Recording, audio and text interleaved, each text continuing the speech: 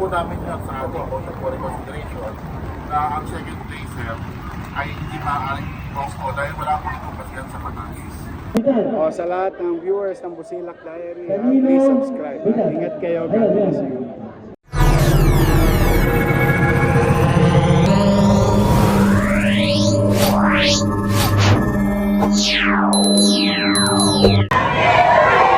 Ayan, sigawan na yung mga tao.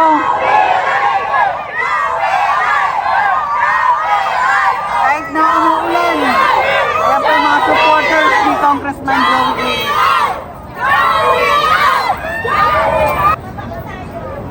Hello po, good afternoon po. Ito na lang po Successful po nakapag-file po tayo ng motion for reconsideration. Receiving copy natin, labi natin dito kung bakit dapat na consider na confrontor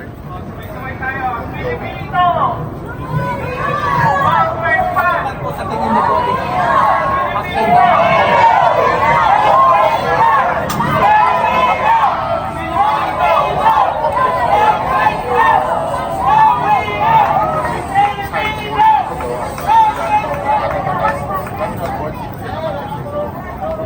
Salamat po tayo.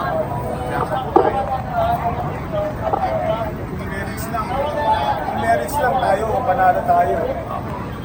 Suportado tayo ng batas, mga saligang batas natin at saka jurisprudence na Supreme Court ng salita.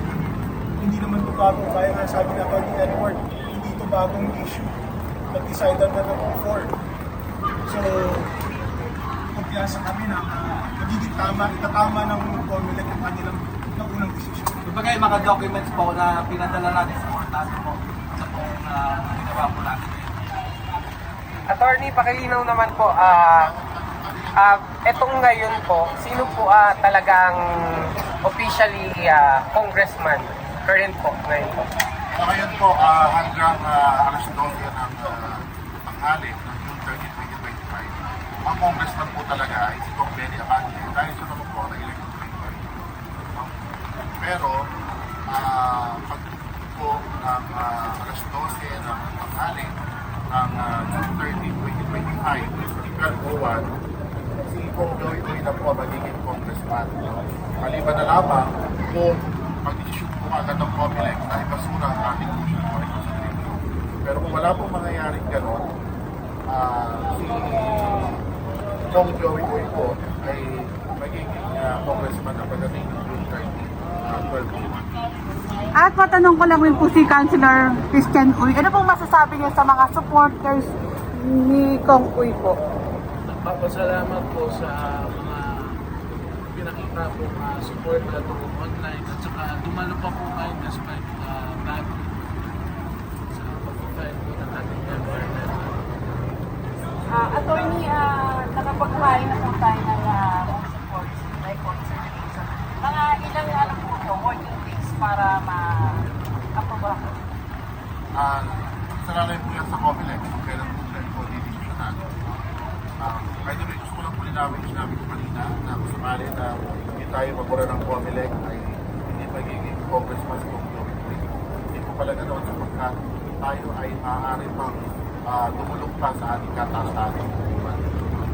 So, pag po nag-decide ang COMELEC yan, bakit po ay maaari pa natin yung bila sa Supreme Court natin.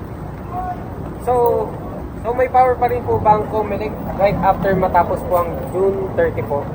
Sa amin pong palagay ay wala na pong kapangyarihan pa ang COMELEC na digil o desisyonan ng kaso na ito kapag lumagpas na ang 12:01 ng June 30 sapagkat maliwanag naman po na nakalagay sa ating saligang batas na ganitong mga usapin ay dapat na sinasampa sa House of Representatives Electoral Tribunal magsapit ng June 30. So makakonsidered po talaga na si Kong Uy pagtapos po ng June 30 na si Kong Uy ang magiging congressman. Opo. Ay po sa Opo, meron din. Sinama po namin yan sa ating voter for reconsideration na ang second placer ay hindi maaaring posto dahil wala pong ipapasyan sa batas. Alam po ninyo kasi, kapag tayo ay nag-eleksyon, bukod sa pagpili ng napupusuan natin ang kinatawan, ang pagboto sa isang tao ay nangangahulugan din na nire-reject ang katunggalin ng tao na ito. So, yung mga hindi bumoto doon, ibig sabihin, nire-reject nila yung hindi sinalan na kanila. Tony, ano po ba ang matibay na ebidensya, mabigat na ebidensya ng dito, nagko-complain yung sa aking respondent? Ngayon po, hindi ko alam kung ano may ilang mabigat na ebidensya. No? Kapag malinaw naman po, unang-una po sa procedure. Ang nangyari po kasi dito ay dineclare na void o cancel ng motion ni Kong Joey Uy. Pero alam niyo po, yung mga ganyang kaso, dapat po yan ay pinafile not later than 25 days after filing of COC. Dapat po October pa o November pa po na-file yan. Pero sa pagkakataon ito, ang petition po nila ay na-file May 23, 2025 o 11 araw matapos ang eleksyon. So, kaya nga po pinapansin natin dito na tutusin, wala na po talaga kapangyarihan ng COMELEC para i-cancel pa ang COC. Kasi yung mga ganyang kaso o sabihin, dapat pinafile po yan 25 days after filing ng COC. Ito po, after election naman. So, attorney, kahit wala pa pong final decision regarding this, si Kong Joey Opo. Kasi po siya po ang pedro ka ng COMELEC. At alam niyo po, sa ating saligang batas ng mismo, nakalagay po doon sa ating Article 9 na ang pasya ng COMELEC Division ay maaaring itulog sa COMELEC NEDMA. Sa rules of procedure po ng COMELEC, ang decision po ng division ay hindi nagiging final and executory kapag tayo ay nakapag-file ng timely motion for it. So ngayon po ang last day natin, ang nagawa naman po natin.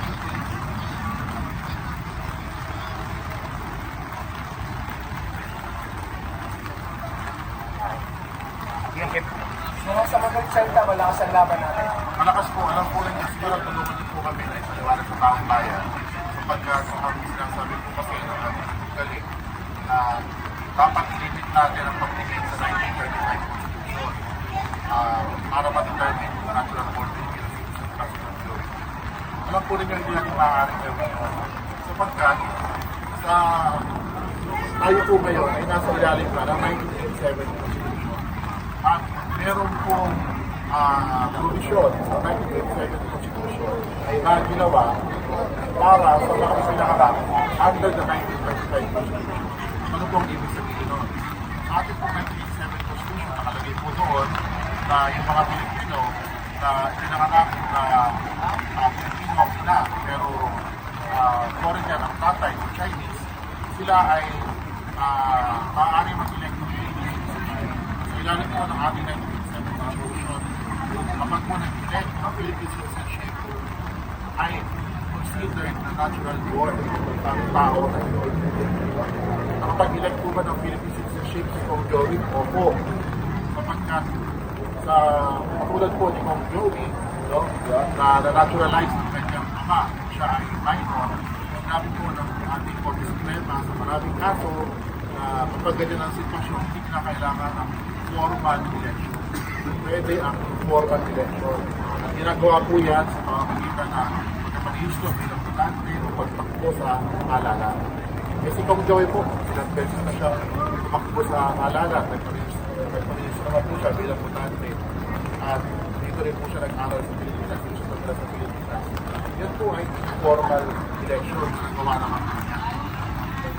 Kaya po, pasok po siya sinasabi ng ating 1987 na yung mga nag-elect ng Philippine citizenship ay hindi natural born Filipino. Sa nagiging ba, Tony, pinaniwalaan ba ng COMELEC talaga yung the voice of the people is the voice of God? Dito po, yan po ay, yan po, ang ating term po yan ay Populi Vox. Kung hindi ako nagkakamali, yan po ay nasa logo mismo ng COMELEC. Hindi naman pala eh. So, gawin na tayo!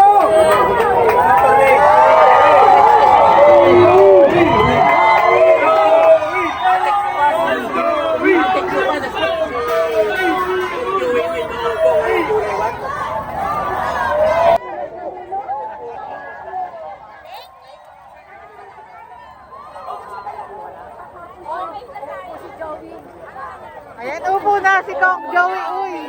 Yes!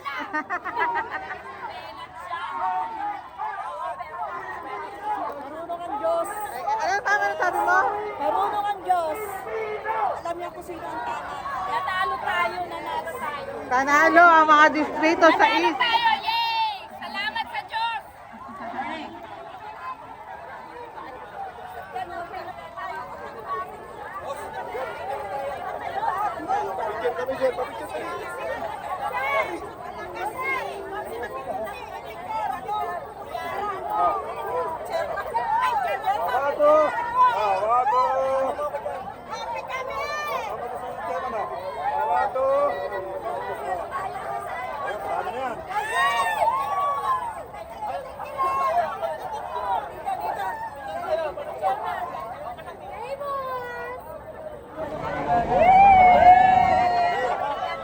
Sir, anong masasabi niyo panalo? Ang saya namin na mabilang supporter ni Congressman Joey Uy. Ayan. Tayo pababayaan ng Panginoon. Hindi tayo pagbayaan ng Panginoon. Nandito tayo para sa laban ng ating Congressman Joey Uy. Congressman Joey Uy, Pilipino! Mabuhay ang mga taga-distrito sa East. Congressman